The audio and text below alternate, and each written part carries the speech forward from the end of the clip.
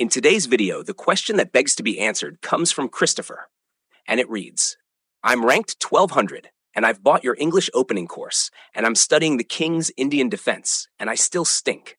I'm trying to get to 1800. How do I do it? Before I dive into this, to ask your own questions, simply head over to our partner's Patreon page by clicking the link on our YouTube homepage.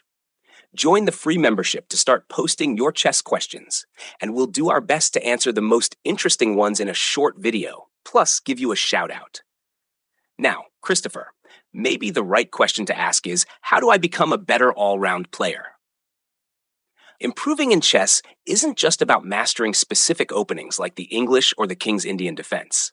These can help get you out of the opening phase of a game safely, but the real magic happens afterward.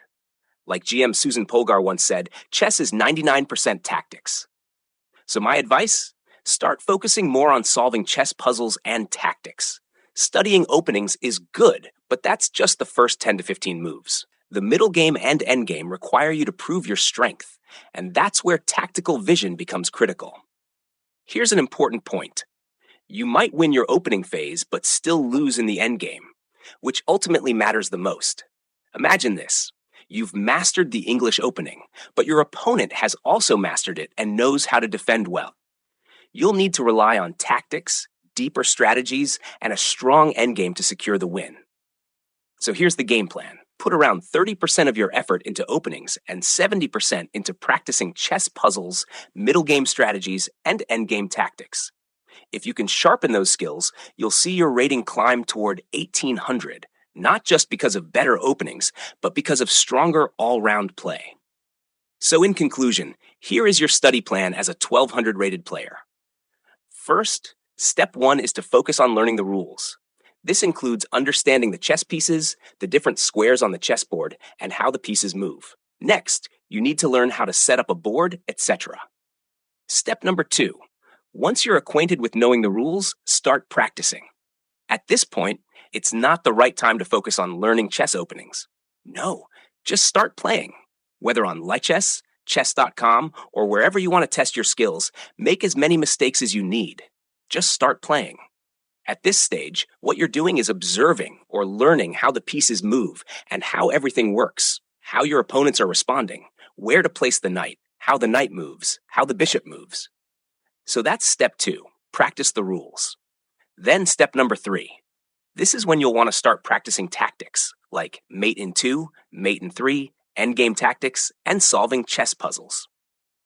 By now, you're already familiar with how the pieces move. So now on step 3, take a break from full games and just start solving chess puzzles and tactics. Continue with this whenever you have time. Of course, you can play 1 or 2 games, but tactics are different from regular games. Just solve tactics.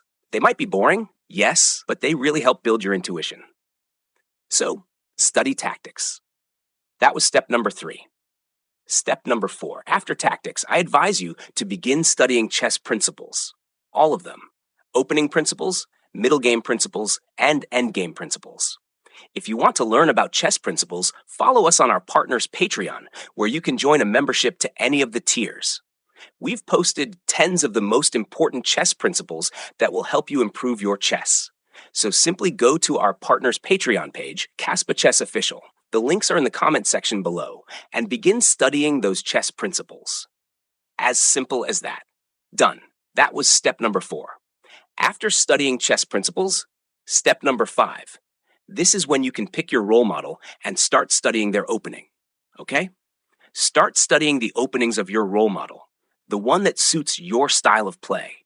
You don't need to study every opening in the world, but you can do that in your free time if you want, just for fun and to be acquainted. But if you want to specialize in an opening, pick 1 or 2. Study the openings of your role models. That was step number 5. And then step number 6. Go and mess up. Just go and play chess. That's all. Play more over-the-board OTB matches than online games. That's where most of us started.